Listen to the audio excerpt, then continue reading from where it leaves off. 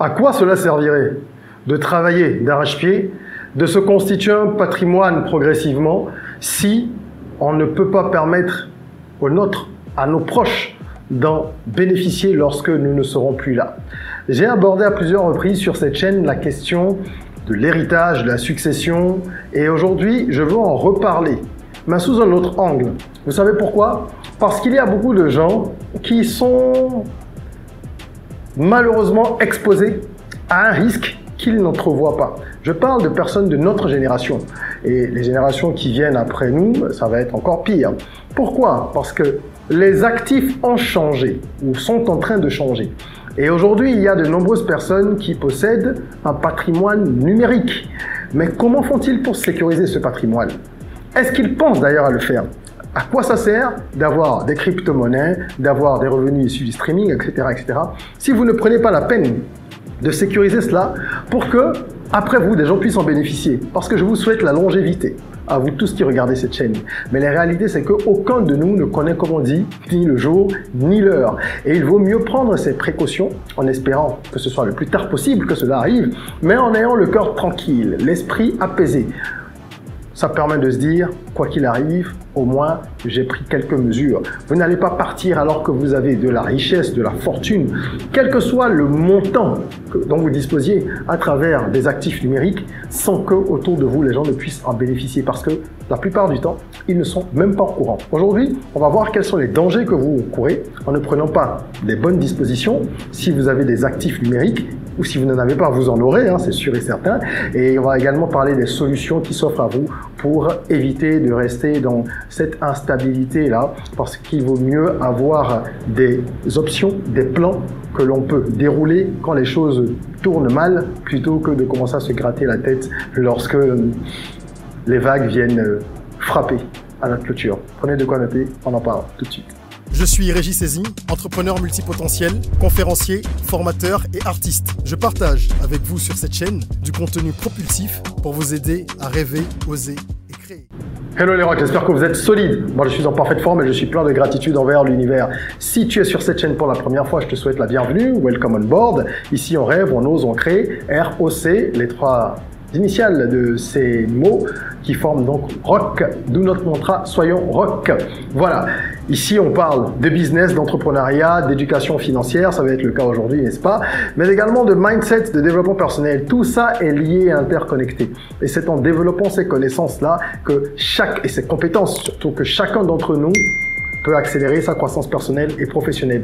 Ce sont donc des sujets qu'on aborde souvent ici, et le contenu propulsif de cette chaîne est mis à votre disposition quotidiennement. Donc, il y a une nouvelle vidéo quasiment tous les jours. Bienvenue dans la communauté ROC. Aujourd'hui, on parle des actifs numériques et de leur sécurisation. Cela ne doit pas vous paraître bizarre ni compliqué. Non. Ne dites pas non, moi de toute façon, j'ai pas de crypto-monnaie, ça m'intéresse pas. Non, vous êtes concerné parce que tôt ou tard, la dématérialisation va prendre d'autres dimensions. La dématérialisation de la monnaie, par exemple, c'est déjà en cours. Hein, okay? Et ça va continuer, bien sûr. On ne sait pas quand est-ce que ce sera la norme un peu partout, mais ça viendra. Il y a également tout ce qui concerne les business en général qui se dématérialisent. Donc, vous allez avoir de plus en plus d'actifs numériques. Les actifs numériques ont de la valeur. Comme les actifs traditionnels, ils ont de la valeur. Il y en a qui sont beaucoup plus prisés que d'autres. Quand vous prenez les crypto-monnaies par exemple, il y a des cryptos qui valent je ne sais pas combien de dizaines de milliers d'euros, d'autres qui valent 2, 3, 5, 10, 50 euros. Donc les actifs sont variables, mais ils ont de la valeur. C'est pour ça qu'on appelle ça un actif. Et ça prend de la valeur. À partir du moment où vous avez de la crypto-monnaie, ou alors, comme je le disais en introduction, des revenus issus du streaming, parce que vous êtes peut-être un artiste, c'est un exemple, et vous avez des plateformes de streaming qui vous payent assez régulièrement, ou vous avez d'autres éléments qui vous génèrent des droits d'auteur, ok, comme un brevet ou une licence. Parce qu'aujourd'hui, il y a des brevets pour des solutions numériques aussi, donc tout ce qu'on a dans le domaine du patrimoine traditionnel, on le retrouve dans tout ce qui est patrimoine numérique aujourd'hui, avec les parallèles évidemment, hein, avec les versants correspondants. Vous pouvez également avoir d'autres actifs numériques. Il y en a de plusieurs sortes. Vous pouvez avoir sur une chaîne YouTube, ce sont des droits d'auteur. Quand vous avez une chaîne YouTube ou que vous avez des vidéos sur Facebook ou sur TikTok qui vous génèrent de l'argent, on parle de droits d'auteur, d'accord? Donc, tous ces actifs numériques, comment vous faites pour les sécuriser? Parce que si vous ne les sécurisez pas, vous allez les perdre. Quand je prends le cas traditionnel pour que vous puissiez vous projeter, il y a de nombreuses personnes qui, n'ayant pas rédigé de testament, ce qui est une faute grave, beaucoup de gens continuent à faire ça, mettent leurs héritiers dans les difficultés. Parce qu'il y a un gros travail après d'identification qu'il faut faire, identifier tous les biens. Alors, on ne savait pas qu'il avait tel compte bancaire ici, on ne savait pas qu'il avait tel terrain là, et puis les problèmes commencent entre les héritiers, etc., etc. Il y a déjà des vidéos à ce sujet sur la chaîne avec des conseils pour pouvoir préparer son après. Vous pouvez aller les regarder. Ne vous dites pas, non, je suis jeune, j'ai pas besoin de préparer mon après. On n'attend pas d'être dans des difficultés pour préparer son après. On fait son testament et on le met à jour tous les ans. Ce n'est pas une façon d'appeler quoi que ce soit de négatif. Ça s'appelle être prévoyant, tout simplement. Lorsque vous faites une assurance pour votre retraite aussi, vous êtes prévoyant. C'est pareil, ok? Vous n'êtes pas en train de vous dire, j'aurai pas d'argent à la retraite. Non, mais vous prenez des dispositions. Alors, la première étape, ce qu'il faut faire, c'est déjà d'identifier vos différents actifs. Quels sont les actifs, les nouveaux actifs, actifs numériques dont je dispose? Et faire une liste, comme on le fait lorsqu'on veut, évidemment, évaluer son patrimoine personnel, le patrimoine traditionnel. On dit, ok, j'ai 3 terrains dans telle zone, j'ai une maison à tel endroit, j'ai 2 voitures. Bon, la voiture, c'est un passif, mais bon, ça va rentrer dans le patrimoine, ok. J'ai ceci, j'ai cela, j'ai des actions. Bref, vous faites pareil pour vos actifs numériques et vous allez les lister. Est-ce que j'ai de la crypto-monnaie? Est-ce que j'en ai? Est-ce que j'ai un catalogue d'artistes, par exemple, qui m'appartient ou que j'ai acheté? D'accord? Est-ce que j'ai des revenus issus de YouTube, de TikTok, de ceci et de cela? Est-ce que j'ai des brevets? Est-ce que j'ai des licences pour des logiciels ou des applications qui m'apportent de l'argent? Il faut lister tout ça. C'est la première étape. Identifier ce que vous possédez comme actif numérique.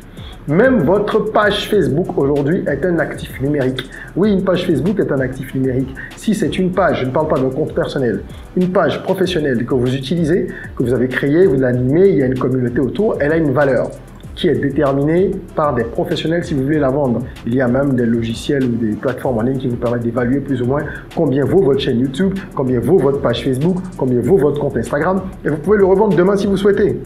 Si quelqu'un a un business dans la niche qu'est la vôtre et que votre page l'intéresse, il va l'acheter parce que ça lui évite de recommencer à zéro. Après, il pourra changer le nom, changer complètement l'orientation éditoriale. Si ça peut correspondre à la cible et qu'il a étudié ces paramètres-là, il peut l'acheter. Donc, votre page Facebook,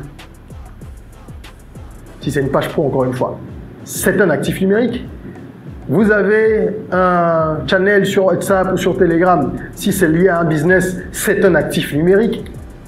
Comment est-ce que vous mettez tout ça en valeur? Vous avez des bases de données, évidemment c'est un actif numérique, des bases de X-mail que vous pourriez revendre ou de numéros de téléphone si ça a été acquis dans les règles, parce qu'il y a un code du numérique dans tous les pays. Est-ce que ce sont des numéros que vous avez acquis avec le consentement des gens, etc., à travers des formulaires ou d'autres moyens? À ce moment-là, oui, vous pouvez disposer de ces données, les vendre, les utiliser, capitaliser là-dessus. Donc tout ça, vous devez lister. Et pour pouvoir faire ce travail, parfois, il faut être accompagné d'un professionnel. Il y a des spécialistes du droit du numérique, comme par exemple M. Alao Adjassa, qui au Bénin est une référence. Dans les autres pays, il y en a aussi. Je ne connais pas leur nom, il faudrait faire des recherches. Mais Adjassa Alao, par exemple, il intervient dans plusieurs pays. Il a d'ailleurs sorti récemment un livre sur le code du numérique pour éclairer, d'accord, dans l'espace africain francophone au moins, les usagers d'Internet qui commettent beaucoup de bévues sans s'en rendre compte, mais également former les professionnels, les aider à faire leur mise en conformité. Voilà. Donc, contactez un spécialiste pour vous aider peut-être à faire une liste plus exhaustive, parce qu'il y a des actifs que vous pourriez laisser passer à la trappe et vous dire ça c'est pas un actif alors que c'en est un, comme la page, je viens de dire, hein, la page Instagram, ou le compte Instagram, la page Facebook, etc. Ensuite, une fois que vous avez fait tout ça, vous devez prendre connaissance dans un deuxième temps des risques liés justement à la non-sécurisation. Parce que vous avez la liste de vos actifs, vous devez sécuriser ça. Si vous ne sécurisez pas ça, vous vous exposez à un certain nombre de choses. La première raison pour laquelle il faut le faire, c'est que il y a des conséquences qui peuvent être graves telles que le vol. vos données peuvent être, vos actifs, pardon, peuvent être volés ou piratés. Oui, à partir du moment où vous n'êtes plus là, parce que vous êtes peut-être dans une incapacité physique, d'être malade, on ne le souhaite pas, mais encore une fois, ce sont des choses qui arrivent. Vous êtes malade pendant un moment, ou carrément vous n'êtes plus de ce monde. Que se passe-t-il? Lorsque vous avez un compte bancaire, revenons dans le monde, on va dire, l'économie traditionnelle. Vous avez un compte bancaire, vos ayants droit ne sont pas au courant. Normalement, je pense que la plupart des banques doivent informer, je ne dis pas toutes parce que je n'ai pas la garantie, mais il me semble bien qu'elles doivent informer, chercher à informer les ayants droit. Il faut les connaître, il faut les trouver.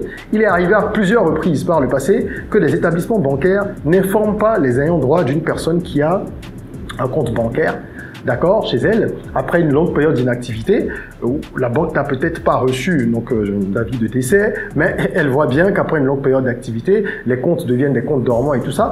Parfois, on ne contacte pas les ayants droit, ils font pas de recherche, ils s'emmerdent pas. Et il y a même malheureusement des filières dans les institutions bancaires, dans certaines institutions bancaires, partout dans le monde, des filières avec des personnes mal intentionnées qui vont détourner cet argent, ou je ne sais pas si ce sont les institutions bancaires elles-mêmes qui, d'une manière ou d'une autre, ont des pratiques, j'en sais rien, mais je sais qu'il y a des comptes qui disparaissent. On va dire ça comme ça. D'accord? Alors, on n'accuse personne, on ne nomme personne, mais ce sont des choses qui arrivent. Comment faire en sorte de ne pas se retrouver dans cette situation avec vos actifs numériques? C'est pareil qu'avec les actifs traditionnels comme le compte bancaire. Il faut qu'il y ait des personnes autour de vous capables de pouvoir prendre le relais.